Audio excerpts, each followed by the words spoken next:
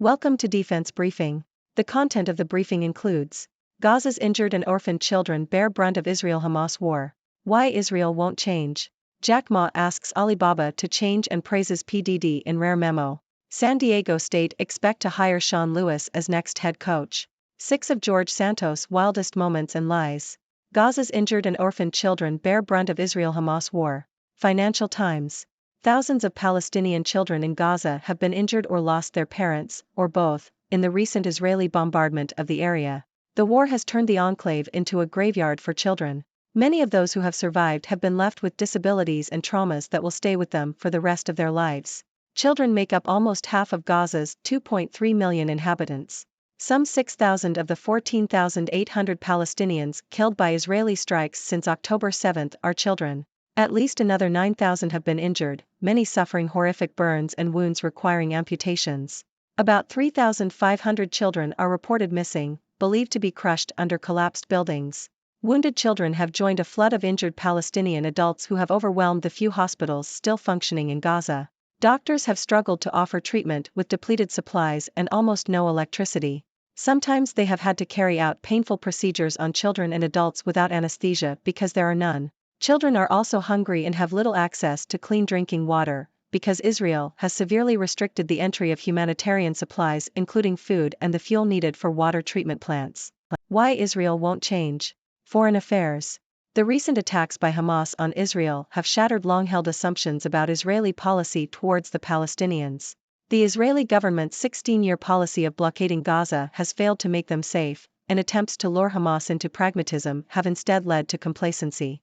The belief that high-tech surveillance and defense systems could neutralize threats from Hamas has also been proven wrong. The attacks have exposed the failure of sidelining the Palestinian political question indefinitely without any consequences for Israel. Despite the catastrophic security failures, Israelis' basic political orientation is unlikely to change. Prime Minister Benjamin Netanyahu may be forced to step down, but history has shown that periods of war or extreme violence in Israel only reinforce a rightward tilt in Israeli politics. Israelis have a history of turning against their wartime leaders, and surveys show that a majority of Israelis want Netanyahu to resign. However, this does not necessarily mean that there will be a fundamental change in the direction of Israeli politics or policy. Even if Netanyahu is forced out of office, current polls show voters flocking to Benny Gantz's center-right National Unity Party. Gantz, with his strong military credentials, seems to be benefiting from support in the war itself. However, Gantz does not openly support a two-state solution or any political resolution of the Palestinian issue. He is likely to view the Palestinian problem as a security threat to be contained rather than acknowledging the Palestinian right to self-determination. Therefore, the aftermath of the attacks is likely to result in more of the same, including future cycles of misery on both sides. Jack Ma asks Alibaba to change and praises PDD in rare memo. Bloomberg. Alibaba co-founder Jack Ma has called on the company to undergo fundamental change in an internal memo. Ma praised rival PDD Holdings for its decisions in recent years and expressed his belief that Alibaba will correct its course. The memo comes as Alibaba faces challenges from weaker economic recovery and competition from rivals such as PDD and ByteDance. The company has experienced internal upheavals this year, including a plan to break up the corporation and the shelving of the spin-off and listing of its cloud arm. San Diego State expect to hire Sean Lewis as next head coach. Yahoo! San Diego State University is expected to hire Sean Lewis as its next head coach. Lewis has previously served as offensive coordinator at Colorado and Kent State. He will replace Brady Hoke, who announced in November that he would retire. 6 of George Santos' wildest moments and lies. Yahoo!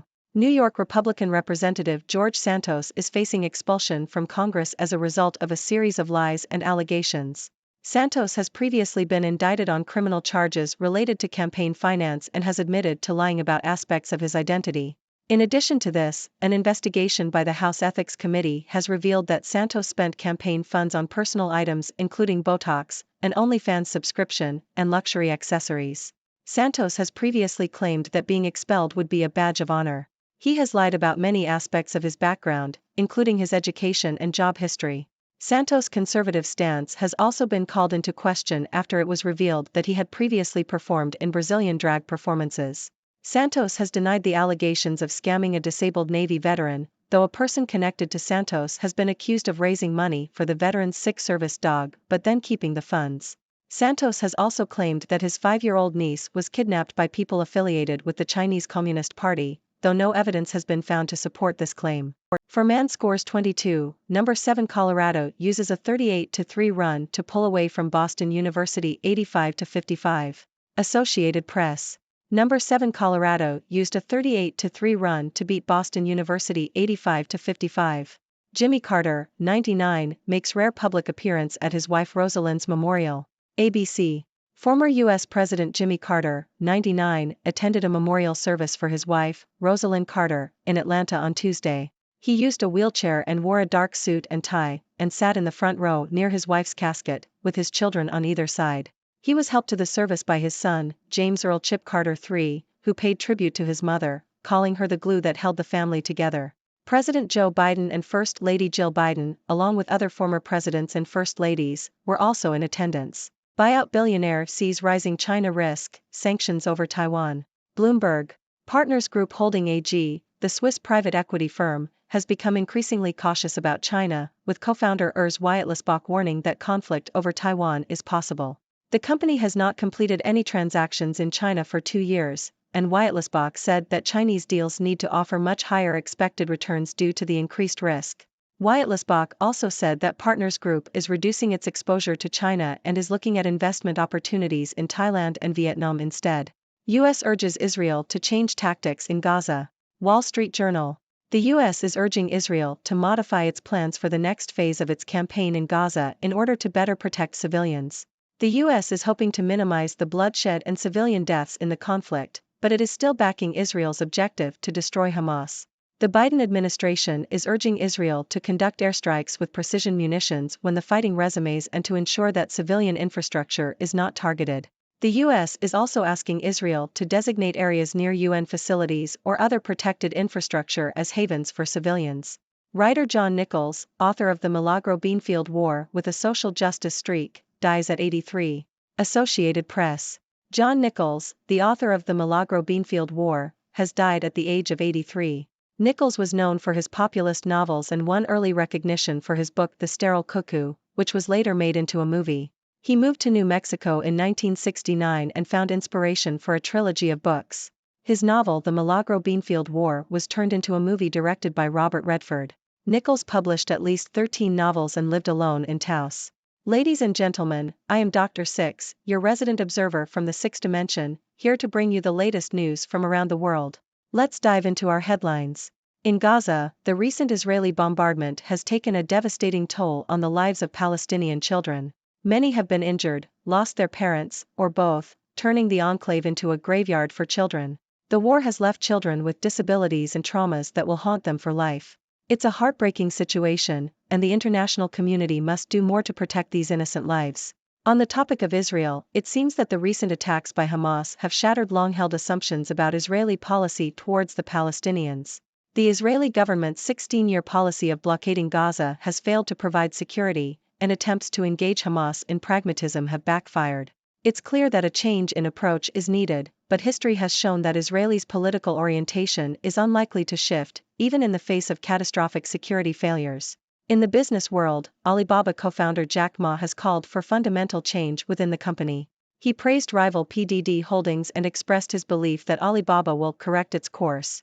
It's an interesting development for one of the biggest players in the Chinese tech industry, and we'll have to wait and see how this plays out. In sports news, San Diego State University is expected to hire Sean Lewis as its next head coach. Lewis, who has served as offensive coordinator at Colorado and Kent State, will replace Brady Hoke. Good luck to Lewis and the team as they embark on a new chapter. On the political front, New York Republican Representative George Santos is facing expulsion from Congress due to a series of lies and allegations. From criminal charges to campaign finance scandals and personal indulgences, Santos' credibility has been called into question. It's truly a wild ride, and one has to wonder how someone with such a questionable background could hold public office. Moving on to the world of literature, we mourn the loss of John Nichols, author of The Milagro Beanfield War. Nichols was known for his populist novels and made a significant impact with his work. His stories touched the lives of many, and his legacy will live on through his words. That's all the news we have for today. Remember, these stories are just the tip of the iceberg, and there's always more to uncover. Please feel free to share your thoughts and questions with us. What do you make of the situation in Gaza? How can we bring about change in Israeli politics? And what are your favorite books by John Nichols? Let's keep the conversation going. Thank you for tuning in. The content above showcases the latest briefing reports and analytical synopses, thoughtfully curated by the 6Do team. These insights stem from a wide array of reputable media outlets, think tanks, government sources, and specialized experts worldwide. We encourage you to explore these sources for a comprehensive perspective. Keep in mind that while the content may not always align with the official standpoint of 6Do Brief, it's not meant to be taken as absolute directives for decision-making. Comprising seasoned media professionals, learned scholars, and accomplished scientists, the 6Do team embodies a trailblazing, fully independent media entity. To customize 6Do Brief to meet your professional needs, you have the option to subscribe to a diverse array of briefings on our website, 6dobrief.com. Regardless of your location, you can conveniently receive 6Do Brief via email.